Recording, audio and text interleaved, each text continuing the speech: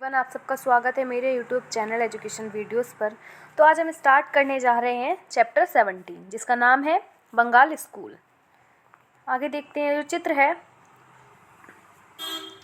मोहम्मद अब्दुल रहमान जुगताई गलूमी राधिका कागज पर वाश व टेम्परा। संग्रह कहाँ है? राष्ट्रीय आधुनिक कला संग्रहालय नई दिल्ली। यहाँ से चैप्टर की स्टार्टिंग है। आधुनिक भारतीय चित्रकला के लिए बंगाल स्कूल का बड़ा महत्व है। आधुनिक चित्रकला की यह आधार भूमि है जिसको हम बंगाल स्कूल कहते हैं। वह वस्तुतः परंपरागत भारतीय चित्रकला का पुनर्जागरण था, एक नवीनीकरण था। हैवल साहिब के इस मंतव्य से इस सत्य की यथार्थता का और भी स्पष्टीकरण हो जाता है कि उन्होंने लिखा है कि इस फैलती हुई मानसिक एवं शासन संबंधी अवस्था के पीछे भारत में अब भी प्राचीन भारतीय संस्कृति पर आधारित कला की एक जीवित और मौलिक परंपरा है जो यूरोपीय की आधुनिक अकादमियों और कला संस्थानों के संचित ज्ञान की अपेक्षा अधिक संपन्न और शक्तिशाली है। यह परंपरा केवल उस आध्यात्मिक प्रबोध की प्रतीक्षा कर रही है जिससे कि उसकी पुरानी सृजनशील प्रवृत्तियां जागृत हो उठें। इन पुरानी सृजनशील प्रवृत्तियों का पुनर्जागरण हैवल साहिब और अवनींद्रनाथ बाबू के सहयोग से हुआ। E.V. हैवल 1884 ईस्वी में इंग्लैंड से मद्रास कला विद्यालय के प्राचार्य होकर भारत आए थे और इसी समय से उन्होंने संसार का ध्यान भारतीय कला और संस्कृति की ओर आकर्षित किया। अवनींद्र बाबू की नियुक्ति 1905 ईस्वी से उस आर्ट स्कूल में सह प्रिंसिपल के रूप में हुई थी। श्री हैवल की ही दूरदर्शिता थी कि उन्होंने अवनींद्र बाबू जैसे सोच समझ के ऐसे कलाकारों को राजी किया जो कोलकाता के स्थायी निवास थे और तत्कालीन भारतीय कलाकारों में जिनकी ख्याति थी। इन दोनों कला आचार्यों ने भारत में चित्रकला की चित्रशैली को जन्म दिया। आरंभ में उसका बड़ा विरोध हुआ किंतु बाद में उसका व्यापक रूप से स्वागत ही नहीं हुआ अपितु अनेक कलाकारों ने उसको बड़ी चाह से अपनाया और उसका प्रचार प्रसार भी हुआ। अवनी बाबू ने जापानी वॉश पद्धति की सहायता से एक नवीन शैली बंगाल शैली या ठाकुर शैली लगभग 1903 ईस्वी की नींव रखी। इस कला शैली की प्रसिद्धि के लिए अवनींद्रनाथ के बड़े भाई खगेंद्रनाथ टैगोर ने 27 अप्रैल 1907 ईस्वी को Indian society of oriental arts की स्थापना की। लॉर्ड किचनर इसके प्रथम सभापति और अवनींद्रनाथ टैगोर प्रथम सचिव थे। सोसाइटी के 35 सदस्य में से 30 अंग्रेज थे जबकि 5 भारतीय थे। 1908 ईस्वी में सोसाइटी की प्रथम कला प्रदर्शनी कलकत्ता में आयोजित की गई। 1919 ईस्वी में सोसाइटी के तत्वावधान में प्रकाशित होने वाली प्रतिष्ठित पत्रिका रूपम का संपादन O.C. गंगुलिया अर्धुंदे कुमार गांगुली ने किया। रामानंद चटर्जी द्वारा मॉडर्न रिव्यू कोलकाता से प्रकाशित अंग्रेजी मासिक पत्रिका 1901 ईस्वी में स्थापित के माध्यम से बंगाल शैली का समर्थन विशेष उल्लेखनीय है। मॉडर्न रिव्यू के इस कार्य में बंगाल मासिक पत्रिका प्रवासी ने भी उसका साथ दिया। 1914 ईस्वी में इस शैली के चित्रों की एक प्रदर्शनी टैगोर स्कूल ऑफ पेंटिंग शीर्षक में पेरिस में हुई। यही प्रदर्शनी इसी नाम से पेरिस के उपरांत बर्लिन, लंदन और न्यूयॉर्क में भी हुई। अवनींद्रनाथ टैगोर के प्रमुख शिष्यों जैसे नंदलाल बोस कला भवन शांति निकेतन, D.P. राय चौधरी मद्रास कला विद्यालय, असित कुमार हालदार जयपुर लखनऊ, छितेंद्र नाथ मजूमदार, E.V.V. के वेंकटप्पा मैसूर, विपिन बिहारी दत्त मुंबई, शारदा चरण उकील दिल्ली, सुधीर रंजन खास्तगीर लखनऊ, बीरेश्वर सेन लखनऊ ने बंगाल शैली का प्रचार और प्रसार पूरे भारतवर्ष में किया। इस तरह से भारतीय पुनर्जागरण कला का आंदोलन कलकत्ता आर्ट स्कूल के प्राचार्य E.V. हैवल के सत्य प्रयत्नों से तथा अवनींद्रनाथ टैगोर के प्रमुख प्रयासों से आगे बढ़ा। बंगाल शैली की विशेषताएं। पहली है बंगाल शैली की प्रेरणा स्रोत अजंता, मुगल, पहाड़ी तथा राजस्थानी चित्र हैं। जापान, चीन, ईरानी तथा यूरोप की कला का भी अप्रत्यक्ष रूप से प्रभाव पड़ा है। सेकंड है जापानी वॉश पद्धति बंगाल शैली की विशेषता है। इस स्कूल के चित्रकारों द्वारा अपने चित्रों में वृत्तानी जल रंगों तथा वृत्तानी हाउटसमैन कागज या श्वेत कार्टिज पेपर का प्रयोग किया गया है। इस विधि के में पहले चित्र में लाल रंग से सीमा रेखा को बनाया जाता था, फिर चित्र को भिगोकर समतल बोर्ड या पटरे पर सुखा लिया जाता था और फिर पुनः चित्र की सीमा रेखा स्याही कर भरा जाता था। इस प्रक्रिया को बार बार दोहराकर चित्र पूर्ण किया जाता था। अंतिम प्रक्रिया में टिंट लगाया जाता था। फिर है थर्ड, बंगाल के अधिकांश चित्रकारों अवनींद्रनाथ टैगोर, अच्युत कुमार हालदार, सत्येंद्रनाथ मजूमदार, अब्दुर्रहमान चुगताई आदि ने वॉश पद्धति को अपनाया। जापानी वॉश पद्धति के अतिरिक्त इस शैली के में पश्चात शैली का यथार्थ रेखांकन और चीनी आलेखन का निश्चित रूप में सम्मिश्रण मिलता है। कुछ कलाकारों, जिनमें प्रमुख रूप से आचार्य नंदलाल बोस ने टेम्परा पद्धति को अपनाया। फिर है फोर्थ, बंगाली स्कूल के कलाकारों के कल्पना को अत्यधिक महत्व दिया और इसी कारण वे यथार्थता से बहुत दूर चले गए। अत्यधिक कल्पना के कारण उनकी आकृतियों में विकृति आ गई। इस तरह की विकृति का चरमोत्कर्ष रूप कल्याण सेन की कृतियों में देखने को मिलता है। फिर है फिफ्थ, बंगाल शैली में यूरोपियन शैली वादों तथा चित्रात्मक रंग पद्धतियों का परित्याग कर भारतीय परंपरा, संस्कृति, धर्म, इतिहास आदि का प्रवेश हुआ। फिर है सिक्स, रेखांकन के महत्व को पुनर्प्रतिष्ठित किया गया। बंगाली स्कूल के कलाविदों का मानना है कि चित्र आकृतियों में गति तथा लय एवं प्रकृति के रूपांकन में स्केचिंग बहुत आवश्यक है। इससे पूर्व इस प्रकार की प्रथा भारत में प्रचलित नहीं थी। फिर है सेवंथ, बंगाली स्कूल के कलाकारों ने धार्मिक, पौराणिक एवं ऐतिहासिक व साहित्यिक संसर्गों को अपने चित्रों का विषय चुना। E.V. हैवेल 1861 से 1934 ईस्वी। भारतीय कला का सही मूल्यांकन कर उसके महत्व को प्रतिपादित करने, भारत विद्रोही अंग्रेज कला समीक्षकों को मुंह तोड़ उत्तर देने व अंग्रेज सरकार की उसकी कला शिक्षक विषयक गलत नीतियों के कारण कूट आलोचना करने के लिए E.V. हैवेल का नाम अग्रण्य है। कन्हैया लाल वकील का यह कथन नितांत सत्य है कि हैवेल के बिना बंगाल के कम से कम चित्रकला के क्षेत्र में पुनर्जागरण रिवाइवल नहीं आ सकता है। जब 1897 ईस्वी में अवनींद्रनाथ टैगोर हैवेल के संपर्क में आए तो अवनींद्रनाथ को राजपूत व मुगल शैली के चित्रों का एल्बम दिखाने हुए उन्हें इस दिशा में कार्य करने को प्रेरणा दी। हैवेल और अवनींद्रनाथ की यह भेंट कला के इतिहास में एक महत्वपूर्ण घटना सिद्ध हुई, क्योंकि अवनींद्रनाथ ने हैवेल को पाकर ही भारतीय कला के पुनरुत्थान की दिशा में कदम बढ़ाया। हैवेल ने कलकत्ता आर्ट स्कूल में 1903 ईस्वी में उच्च डिजाइन की कला खोली और अवनींद्रनाथ को इस कक्षा का अध्यक्ष बनाया। इस विभाग की स्थापना द्वारा ही भारतीय कला परंपरा को अंग्रेज सरकार की मान्यता प्राप्त हुई और इसके साथ ही प्राचार्य भारतीय कला परंपरा के प्रशिक्षण की सुविधाएं उपलब्ध हो सकी। इस कार्य के लिए हैवेल ने प्राचार्य कलाओं के परंपरागत अन्य चित्रकारों को आमंत्रित किया, जिनमें लाला ईश्वरी प्रसाद वर्मा प्रमुख थे। ईश्वरी प्रसाद पटना शैली के अंतिम चित्रकार माने जाते हैं। उन्हें कांगड़ा शैली का भी यथेष्ट ज्ञान था। वे अवनींद्रनाथ के बाद दूसरे अध्यापक थे। इस कला विभाग में संबद्ध तीसरे अध्यापक जयपुर की भित्ति चित्र शैली के उस्ताद राम प्रसाद थे। जन्म एवं आरंभिक जीवन। E.V. हैवेल अर्नेस्ट बिनफील्ड हैवेल का जन्म 16 सितंबर 1861 ईस्वी को वर्कशायर, इंग्लैंड में हुआ था। वह एक प्रसिद्ध कला इतिहासकार थे। इसके अलावा वह एक अच्छे कला प्रशासक व शिक्षक भी थे। हैवेल यूरोपियन कलाकार होते हुए भी भारतीय कला परंपरा के सबल पक्षधर थे।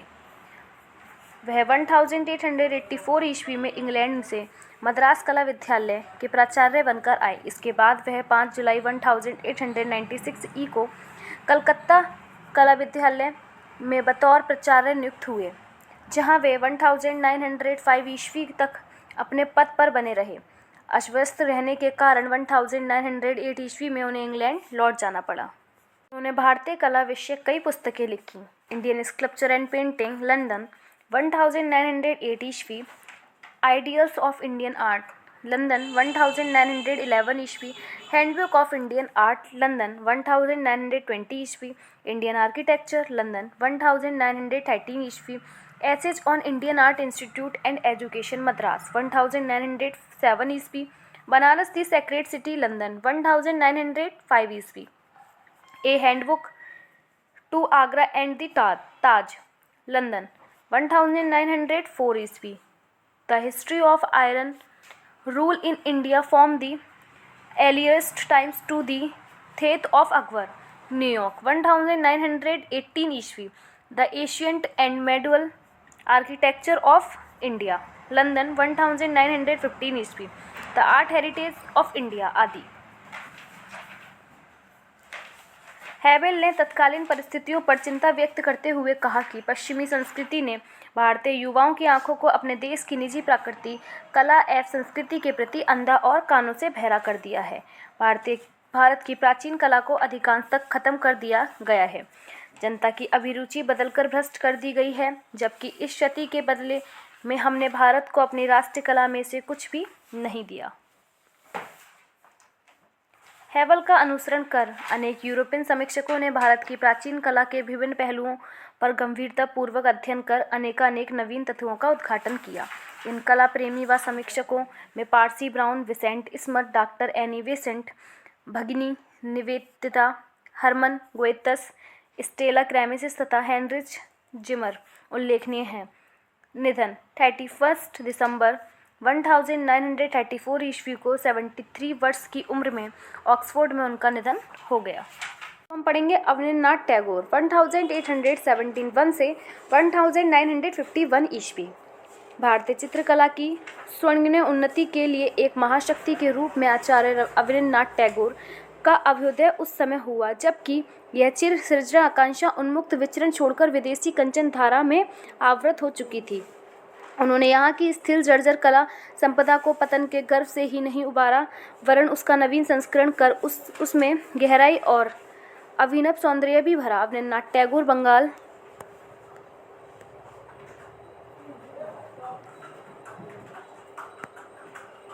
बंगाल चित्रकला शैली की प्रेरणा ही नहीं अपितु केंद्र बिंदु भी रहे हैं। वे जितने बड़े कलाकार थे उतने ही बड़े कला आचार्य और सभ्यता विशेषकार भी थे। अवनींद्रनाथ टैगोर द्वारा शुरू किए गए बंगाल शैली ने कला क्षेत्र में राष्ट्रीय भावनाओं को प्रतिष्ठित किया और भारतीय चित्रकला को पश्चिमी से विमुख करने में इसे काफ़ी सफलता भी मिली।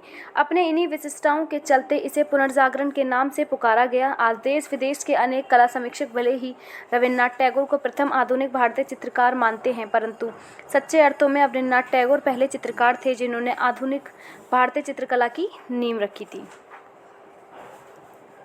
जन्म एवं आरंभिक जीवन। अवनींद्रनाथ टैगोर का जन्म 7 अगस्त 1871 ईस्वी को जन्माष्टमी के दिन कोलकाता के जोरासांगो के प्रसिद्ध टैगोर परिवार में हुआ था। वे नोबेल पुरस्कार विजेता विश्व कवि गुरुदेव रविन्द्रनाथ टैगोर के भतीजे थे। उनके पिता गुणेंद्र नाथ शौकिया चित्रकार तथा माता सौदामिनी टैगोर थी। उनके दादा गिरीन्द्रनाथ टैगोर भी कला मर्मज्ञ थे। अवनींद्रनाथ के बड़े भाई गगनेंद्र नाथ थे। उनकी बहन सुनयनी देवी 1875 से 1962 ईस्वी भी बंगाल शैली की कुशल चित्रकार थीं तथा भारत की प्रथम महिला चित्रकार के तौर पर याद की जाती हैं। उनके चित्रों में लोक कला के तत्वों के साथ पात्रों की प्रसिद्ध लंबी आँखों ने यामिनी राय जैसी प्रतिष्ठित चित्रकार को भी प्रभावित किया था। सुनयनी के 5 चित्र राधा कृष्ण कागज पर जल रंग, दुल्हन कागज पर जल रंग, गोपी के छद्मवेश में कृष्ण कागज पर जल रंग, राधा कागज पर जल रंग तथा लाजवंती महिला कागज पर जल रंग वर्तमान में भारतीय संग्रहालय कोलकाता में तथा 2 चित्र लक्ष्मी कागज पर वॉश व टेम्परा, ग्वालिन कागज पर टेम्परा अब राष्ट्रीय आधुनिक कला संग्रहालय नई दिल्ली की शोभा संपत्ति हैं। अवनींद्रनाथ का परिवार शिक्षित और सभ्य था। जहां एक ओर वह पाश्चात्य एवं प्राचीन भारतीय संस्कृति के समन्वय का समर्थक था तो वहीं दूसरी ओर ब्रह्म समाज का प्रवर्तक था। 1881 ईस्वी से 1890 ईस्वी के बीच अवनींद्रनाथ ने कलकत्ता के संस्कृति कॉलेजिएट स्कूल में शिक्षा ग्रहण की, जिसके फलस्वरूप भारतीय साहित्य व संस्कृति में उनका शास्त्रीय ढंग से संबंध स्थापित हो गया। अवनींद्रनाथ ने 8 से 9 वर्ष की उम्र में ही बादल, पशु पक्षी, सरोवर व प्रकृति के ऐसे रेखांकन कर डाले थे जिससे लोग चमत्कृत हो जाते थे। उनके पिता ने अपने बेटे की प्रतिभा को देखकर शहर के कोलाहल से दूर कला शिक्षा का प्रबंध किया, परंतु आकस्मिक रूप से उनकी मृत्यु हो गई। 1890 ईस्वी में उनका दाखिला कलकत्ता स्कूल ऑफ आर्ट में करा दिया गया। उन्होंने कलकत्ता स्कूल ऑफ आर्ट के तत्कालीन प्राचार्य व इतालवी कलाकार सिन्योर ओ गिलहार्डी के निर्देशन में पेस्टल रंग पद्धति तथा एक अन्य ब्रिटिश कलाकार चार्ल्स पामर से तेल रंग पद्धति में व्यक्तिचित्र बनाने का प्रशिक्षण प्राप्त किया। 1889 ईस्वी में उनका विवाह सुहासिनी देवी से कर दिया गया, जो भुजगेंद्र भूषण चटर्जी की पुत्री थी। 1902 ईस्वी में उन्होंने विख्यात जापानी चित्रकार याकोहामा तेकान हिशिदा और ओकाकुरा काकुजा तेनशिंग के संदिग्ध में जापानी वॉश पद्धति का ज्ञान प्राप्त किया।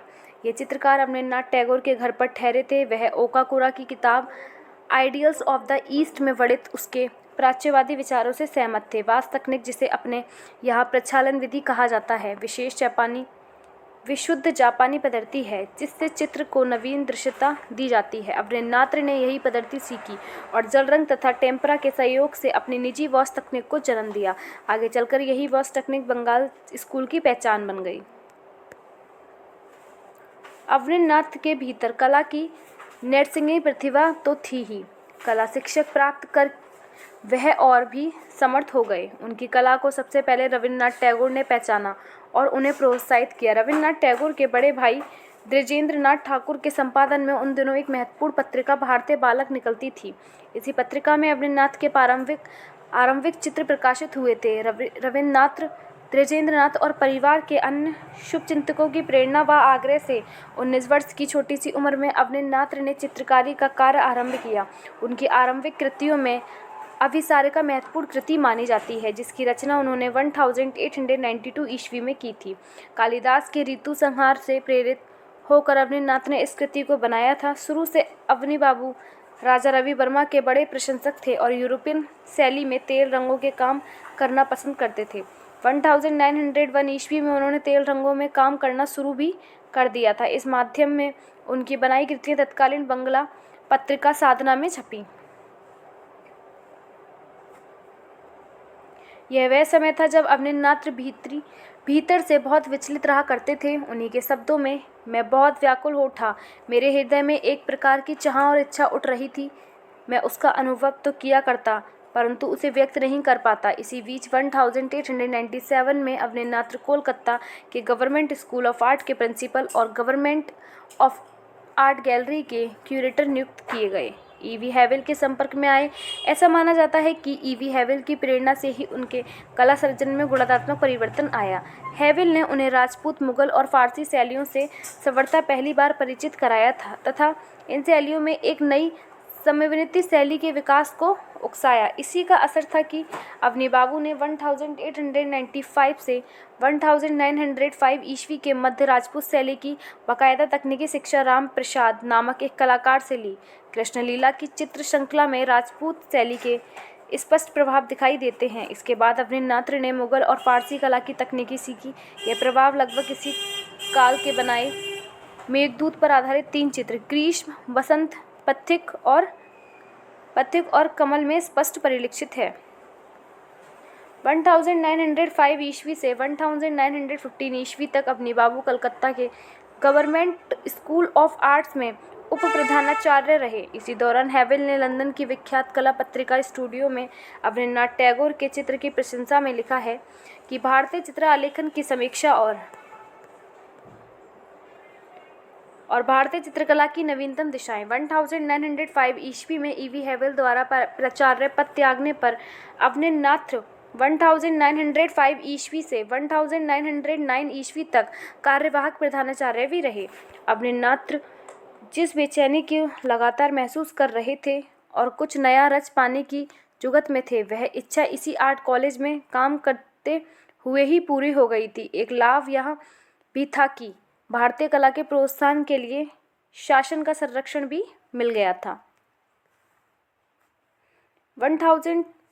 1905 ईस्वी में बंगाल विभाजन के विरुद्ध उपजे स्वदेशी आंदोलन से प्रेरित होकर उन्होंने बंकिम चंद्र के वंदे मातरम पर आधारित भारत माता वॉश की एक ऐसी अद्भुत छवि बनाई जो घर घर में पहुंच गई।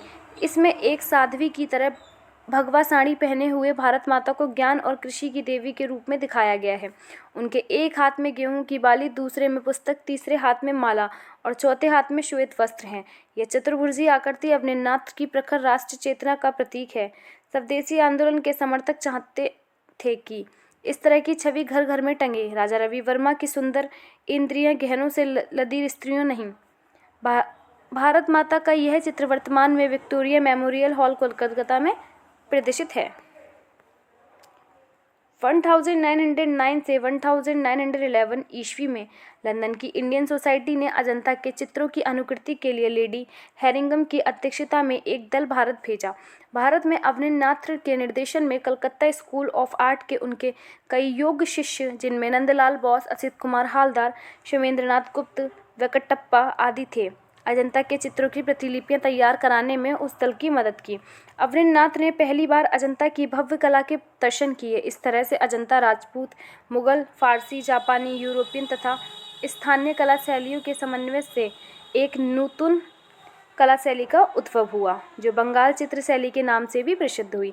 इस शैली को ओरिएंटल स्कूल नाम भी दिया गया। बंगाल चित्र शैली ने ही आधुनिक भारतीय चित्रकला की आधारशिला रखी थी। अवनींद्रनाथ टैगोर की कला का महत्व सभी आलोचक ने एक समान स्वीकार नहीं किया। 1911 ईस्वी में प्रसिद्ध कलामों आनंद कुमार स्वामी ने कहा है कि इनकी रंग योजना इतनी धुंधली है कि चित्र का विषय तक समझने में बड़ी कठिनाई होती है। यद्यपि इनके चित्र किंचित लवण्य युक्त हैं, तथापि उनमें अविता, अभिव्यक्ता, दुर्लभ रेखांकन एवं अंधकार में वणिका आदि दोष भी है। इसी प्रकार आचार्य ने भी कुमार स्वामी का अनुकरण करते हुए 1959 ईस्वी में कहा कि अपने 30 वर्ष के विकास काल में अवनी बाबू की शैली में कुछ विशेषताएं स्थिर हो गई हैं। निश्चयहीन रेखा आकृतियों की अशिष्टता, रंगों का फीकापन, नारियों जैसी कोमल आकृतियों में रुचि, रोगियों जैसे दुर्बल शरीर तथा थोती भावुकता इनके प्रमुख लक्षण थे। इन सब आलोचना वहाँ अभिनेताओं के विपरीत कतिपय अन्य कलाविदों की दृष्टि में वह महान कलाकार थे। जय अप्पा स्वामी ने अवनींद्रनाथ की कलाओं को विल्सलर से श्रेष्ठ तथा रंगों व आकाश में प्रभावों को टर्नर से उत्तम माना है। विनोद बिहारी मुखर्जी ने लिखा है, अवनींद्रनाथ चित्रकला किसी परंपरा के संस्थापक नहीं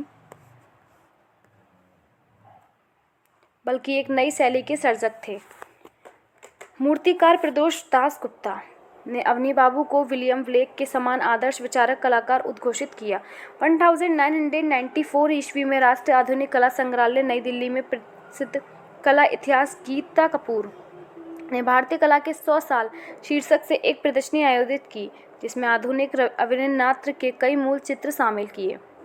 प्रदर्शनी में शामिल अवनींद्रनाथ के इन चित्रों को देखकर कृष्ण खन्ना ने स्वीकार किया था कि हम लोगों ने इस बड़े कलाकार के काम को कभी नहीं देखा था। बिना उनके काम देखे ही हम उनके खिलाफ हो गए। आगे चलकर अनेक महत्वपूर्ण समकालीन कलाकार अवनींद्रनाथ की महान कला के अनुगामी बने। मिसाल के तौर पर प्रसिद्ध फतांसी चित्रकार गणेश पायन की कला में जो कविता रहस्य और आचार्य की चांदुई दुनिया है, उसका एक महत्वपूर्ण स्रोत अवनींद्रनाथ के चित्र हैं। बहरहाल उन्हें लेकर चाहे जितनी खिलाफत हुई हों, पर यह सच है कि उन्होंने अवसाद ग्रस्त भारतीय कला को सहारा दिया। एक तरह से भारतीय कला में नवजागरण का दौर शुरू हुआ। रंग विधान की दृष्टि से अवनींद्रनाथ एक शुद्ध इटालियन और मुख्यतः वेनिस के किसी कलाकार के समान थे। उनकी चित्रांकन शैली अंग्रेजों जैसी ही थी। रंगों की सुकुमारता, रेखाओं की मृदुलता और लयकारिता, विशिष्ट भारतीयों से आच्छादित परिवेश, भारतीय अस्मिता से संबंधित विषयों का चयन और एक प्रकार से अपनी जातीय गौरव की खोज करने वाली अवनींद्रनाथ की कला सचमुच पराधीन भारत में कला की क्रांति ही थी। ये जो आप चित्र देख रहे हैं, चित्र है 145 अवनींद्रनाथ टैगोर, यात्रा का अंत, 1913 ईस्वी, वॉश व टेम्परा। संग्रह कहाँ है? राष्ट्रीय आधुनिक कला संग्रहालय, नई दिल्ली। अवनींद्रनाथ की कला भारतीय परंपराओं, मिथकों, आख्यानों के साथ साथ प्राकृतिक दृश्यों व भारतीय सामाजिक जीवन को अपने चित्रों का विषय बनाने वाले अवनींद्रनाथ भारत के ही नहीं बल्कि एशिया के भी महान चित्रकार थे। वह नूतन भारतीय कला संस्कृति के सच्चे अर्थों में पिता हैं। चाहे रेखाओं की लयतात्मक हो, चाहे रंगों में मृदुलता हो, चाहे अलंकरण मुक्तता हो, चाहे जीवंत दृश्यमयता हो, उनकी शैली सर्वथा यथार्थवादी होते हुए भी विशुद्ध गायनात्मक और रचनात्मक रूप से कल्पशील है, जो किसी प्रभाव की उपज न होकर अपनी व्यक्तता की प्रदर्शनी करती है। रंगों के प्रयोग में भी वह विलक्षण कलाकार थे, जिनकी चित्रभाषा की अद्वितीय अपूर्व प्रभाव छोड़ती है। चित्रकार के रूप में अवनींद्रनाथ मुगल मैनिएचर कला की श्रेष्ठता से गहरे स्तर पर प्रभावित हुए थे और उनका यह भी मानना था कि मुगल चित्रकला में भाव का अभाव है। इस कला में मानवाकृति में प्राण ही नहीं, उसे मशीनी गुड़िया में बदल दिया गया। उनके 1902 ईस्वी के चित्र शाहजहाँ का गुजरना, पासिंग ऑफ शाहजहाँ में जोड़े की सुबह कोहरे से झांकता ताजमहल तथा अग्रभूमि में यास्मीन बुर्ज के वह स्तंभ जहां शाहजहाँ को बंदी बनाकर रखा गया था। चित्र के मध्य में वृद्ध शाहजहाँ कारागार में ऐशाय अवस्था में पड़ा है। उसका सिर ताजमहल की ओर तिरछा उठा हुआ है। निकट ही नीची दृष्टि किए पुत्री जहां आरा बैठी हैं। आकाश की फीकी रंगत और वातावरण के सूनेपन से शौक का भाव सर्जित किया गया है। विक्टोरिया मेमोरियल हॉल कोलकाता में सुरक्षित इस चित्र में अवनींद्रनाथ ने अपने शौक को बादशाह की ठहरी हुई नज़र उठा प्रक्षेपित करने का प्रयास किया है। अवनींद्रनाथ की कुछ कृतियाँ जो जीवन के गहरे रहस्य और दर्शन को व्यक्त करती हैं, उनमें 1913 ईस्वी में वॉश व टेम्परा माध्यम में निर्मित यात्रा का अंत, सर्जिना एंड चित्र 1145 अत्यंत महत्वपूर्ण है। लाल रंग की आभा से युक्त इस कृति में दूभर बोझ का गट्ठर पीठ पर लादे हुए एक थके ऊंट से अपने भगन घोड़े धरती पर टेक दिए हैं और गर्दन सामने फैला दी है। पोती भर अर्थ एक ही चित्र में समा गया है। यह कृति बंगाल पत्रिका प्रवास में प्रकाशित हुई है। अवनींद्रनाथ ने मुगल कला से प्रेरणा लेकर 1930 ईस्वी में अरेबियन नाइट्स की फैंटेसी को अपने चित्रों का विषय बनाया। जादुई किस्म की चिड़ियों के चित्र बनाए, संगीत मंडली को जल रंगों से बनाया व गीत गोविंद आदि को प्रेरित चित्र भी बनाए। उन्होंने 1908 ईस्वी से 1910 ईस्वी के मध्य में उमर खयाम चित्रावली पूरी की। 1916 ईस्वी में Indian society of oriental art का पुनर्गठन किया। 1918 ईस्वी में गीतांजलि के लिए चित्र बनाए। 1919 से 1920 ईस्वी में दार्जिलिंग के प्राकृतिक दृश्यों के चित्र बनाए। अवनींद्रनाथ ने रविन्द्रनाथ की पुस्तक चित्रांगदा के लिए 32 रेखा चित्र भी बनाए। 1941 ईस्वी में निर्मित रविन्द्रनाथ टैगोर का महाप्रयाण अंत्येष्टि क्रिया का दृश्य संबद्ध उनका अंतिम चित्र है। अवनींद्रनाथ की कृतियों पर मुग्ध होते हुए प्रसिद्ध रूसी चित्रकार निकोलस रोरेक ने लिखा था, अवनींद्रनाथ टैगोर की कृतियों में मानवीय संवेगों और भावनाओं का सुसंस्कृत रूप उभरकर आया है। उनमें कल्पना की सच्ची लय तथा काव्यात्मक प्रतीकों का मनोरम प्राचुर्य है। उनके चित्र हमें सृष्टि के प्रति यह कहते हुए प्रतीत होते हैं कि हम उनके हृदय के गीत हैं। अवनींद्रनाथ के बारे में कहा जाता है कि भारतीय राजनीति में समन्वय का कार्य जो महात्मा गांधी ने किया, वही कार्य कला जगत में अवनींद्रनाथ टैगोर ने संपन्न किया। कविकर रविन्द्रनाथ टैगोर के शब्दों में उन्होंने देश को आत्महीनता के पाप से बचा लिया और उसे निराशा के गर्त से निकालकर वह सम्मानपूर्ण पद दिलाया जो उसका अधिकार था। 1942 ईस्वी में विश्व भारती पत्रिका में एक अंक जो अवनींद्रनाथ टैगोर पर केंद्रित था में प्रसिद्ध समीक्षक मार्क वेस्ट जेटलैंड ने लिखा था, अवनींद्रनाथ की चित्रांकन प्रतिभा की प्रशंसा आज पूरे यूरोप तथा अमेरिका में की जा रही है। वे भारत में एक ऐसे कला आंदोलन के जन्मदाता थे जो कला के क्षेत्र में अनुकरण का विरोधी है और देशी कला के सर्वोत्तम प्रयोग का समर्थक है। प्रमुख चित्र अवनींद्रनाथ टैगोर के चित्रों की संख्या बहुत अधिक है। इसमें उल्लेखनीय चित्रों का संख्या भी इतनी है कि उनका नाम गिना पाना कठिन है। फिर भी उनकी कुछ विख्यात कृतियों में औरंगजेब की वृद्धावस्था, आलमगीर, नूरजहां, ताज का स्वप्न, ताजमहल का निर्माण, शाहजहां द्वारा ताज की अंतिम झांकी, अशोक की रानी, तिष्यरक्षिता 1910 ईस्वी, फेयरीलैंड 1913 ईस्वी, औरंगजेब द्वारा सिकोह के कटे शीश का परीक्षण करता हुआ 1911 ईस्वी, बाबा गणेश 1937 ईस्वी, निर्वासित यक्ष 1904 ईस्वी, पुरी के समुद्र तट पर अपने अनुयायियों के साथ चैतन्य 1915 ईस्वी, डेलेंस का अंत 1939 ईस्वी, मूनराइज म्यूजिक पार्टी 1906 ईस्वी, फाल्गुनी में कविता का बाल नृत्य 1916 ईस्वी बीड़ा वादक, 1911 ईस्वी राधा कृष्ण की छवि देखते हुए, 1913 ईस्वी बुद्ध जन्म, गगन बिहारी गंधर्व, चंद्र ज्योत्सना, सिंथाल महिला, वसंत का संदेश, नटी पूजा, लुटेरा, एक तारा लिए हुए नटी, भोर का पक्षी, कवि कंकड़, कृष्ण द्वारा असव व राक्षस वध, भिक्षा, देवदासी, कजरी, सूर्य पूजा, ह्वेनसांग आदि शामिल हैं। चित्र संग्रह।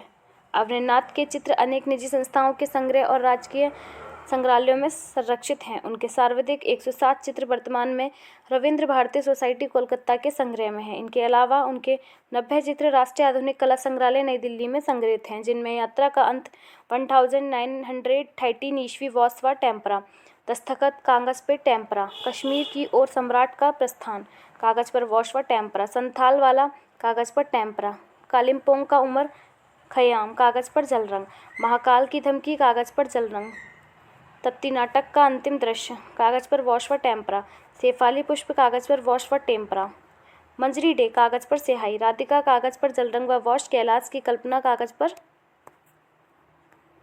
पर वॉश व जल रंग टेम्परा, चागोल बकरी कागज पर जल रंग, अमृत जल कागज पर वॉश व जल रंग आदि प्रमुख हैं।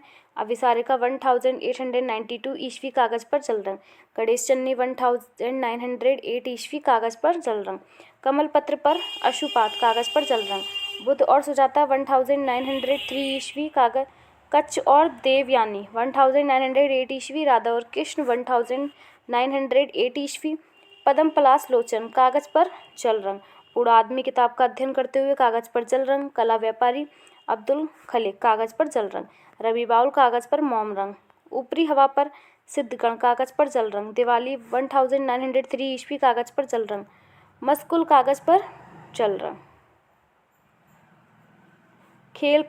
खेलने की मनोदशा कागज पर जल रंग, नंदलाल बोस की सभी कागज पर जल रंग, बसंत कागज पर जल रंग कागज पर क्रेयॉन, शिशु एवं दंपत्ति कागज पर जल रंग, श्री कृष्ण को पत्र लिखती रुक्मणी कागज पर जल रंग, बसंत कागज पर जल रंग, गर्मी 1900 ईस्वी कागज पर जल रंग आदि उनके चित्र भारतीय संग्रहालय कोलकाता में सुरक्षित हैं। औरंगजेब नामक उनका एक अन्य महत्वपूर्ण चित्र कला भवन शांति निकेतन में संग्रहित है। शिष्य सक्षिता, रक्षिता व बांसुरी वादक चित्र भारतीय कला भवन वाराणसी में संग्रह है तथा जेवुन्निसा 1920 से 25 वॉश शीर्षक चित्र रविंद्र भारतीय सोसाइटी कोलकाता में सुरक्षित है। उनके बनाए ईरानी शैली के लगभग 25 चित्र आज भी श्री कस्तूरभाई लाल भाई के संग्रह में हैं। इसके अलावा 16 चित्र वर्तमान में विक्टोरिया मेमोरियल हॉल कोलकाता के संग्रह में हैं। लेखक अवनी बाबू एक अच्छे कलाकार के साथ एक अच्छे लेखक भी थे। उन्होंने अनेक ग्रंथ की रचना की जो हमारे लिए किसी धरोहर से कम नहीं। चित्रकला के 6 अंगों पर उनकी लिखी हुई पुस्तक भारत शिल्पेर षडंग 1914 ईस्वी बहुत प्रसिद्ध है। 1921 ईस्वी से 1929 ईस्वी तक के मध्य अवनीनाथ ने कलकत्ता विश्वविद्यालय के रानी बागेश्वरी पीठ के अध्यापक पद पर रहते हुए कला एवं शिल्प विषय पर जो बंगला में लिखित व्याख्यान दिया था, बाद में उसे संपादित कर बागेश्वर शिल्प प्रबंधावली शीर्षक से एक पुस्तक के रूप में प्रकाशित किया गया। इसके अलावा Bharat Shilpa Parichay 1904, the introduction to Indian architecture anatomy 1914, Banglar Brata 1919, आपन कथा, घरोया, रंग वैगन भारतीय कला व्यवस्था, शिल्पायन, जोड़ा संकोड़ धारे आदि उनकी अन्य विख्यात पुस्तक हैं। बच्चों के लिए उन्होंने बांग्ला भाषा में राज कहानियाँ, बूरो अंगला, शकुंतला, भूत परीर देश, शीर पेर पुतुल आदि महत्वपूर्ण पुस्तकें लिखी। उन्होंने बांग्ला की अल्पना कला के रेखा चित्र संगीत कर तद विषयक सामग्री जुटाकर एक पुस्तक अल्पना प्रकाशित की।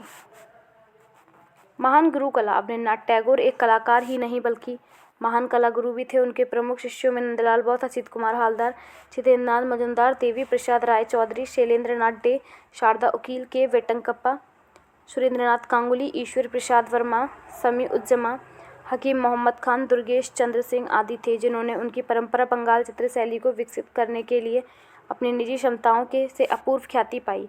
इनमें से अनेक देश के भिन्न आर्ट स्कूलों में प्राचार्य पद पर नियुक्त भी हुए, जिसके चलते संबत मुंबई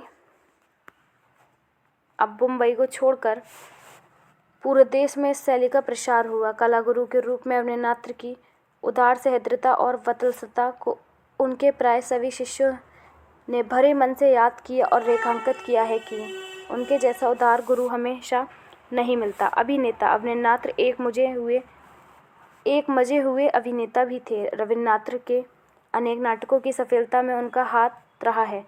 उन्होंने विचित्रा क्लब द्वारा आयोजित कई नाटकों में अभिनय किया। रवींद्रनाथ टैगोर के ही नाटक डाकघर व फाल्गुनी में भी मुख्य भूमिका अदा की। वे नाटकों में हास्य अभिनय के लिए अत्यंत लोकप्रिय थे। कार्टून कटुम शैली की कला करती हैं। वृद्धावस्था की ओर बढ़ते हुए उन्होंने चित्रकला के साथ साथ अनुपयोगी वस्तुओं की कार्टून कुटुम शैली में अनेक कलात्मक चीज़ें बनाई, जिनमें कई प्रकार के मुखौटे, खिलौने, पेड़ों की शाखाएं, पत्तों, वृक्षों की जड़ें व सूखे बीजों का प्रयोग कर आदि शामिल किए जाते हैं। अवनीनाथ ने अपने मुखौटों के जरिए समाज की बुराइयों को उजागर करने का कार्य किया। अवनीनाथ के कार्टून कुटुम शैली के कई काष्ठ शिल्प वर्तमान में आधुनिक कला संग्रहालय नई दिल्ली में सुरक्षित हैं, जिनमें से एक उल्लू भी है। निधन। 50 वर्ष की निरंतर कला साधना के बाद नव भारतीय कला के इस आग्र ऋषि ने 15 दिसंबर 1951 ईस्वी को अपनी अंतिम सांस ली। युगांतकारी कलाकार के निधन से पैदा हुआ शून्य आज तक नहीं भरा जा सका है, परंतु भारतीय परंपरा और अपनी जड़ों की खोज सिलसिला उनकी प्रेरणा से आभात गति में जारी है। ऐसे महानतम कला सृष्टा, कलागुरु तथा आचार्य अवनी बाबू के प्रति यह देश सदा सदा के लिए कृतज्ञ रहेगा। फिल्म। भारतीय फिल्म निर्देशक पुणेदु पटरिया ने 1976 ई में उनके ऊपर उन्हीं के नाम से एक वृत्तचित्र डॉक्यूमेंट्री फिल्म बनाई थी। तो ये आपका चैप्टर 17 का पार्ट फर्स्ट यहीं कंप्लीट होता है। अगर आपको मेरी वीडियो अच्छी लगी तो प्लीज़ चैनल को सब्सक्राइब करें, लाइक करें, नोटिफिकेशन बेल आइकन को प्रेस करें। Thank you for watching my video.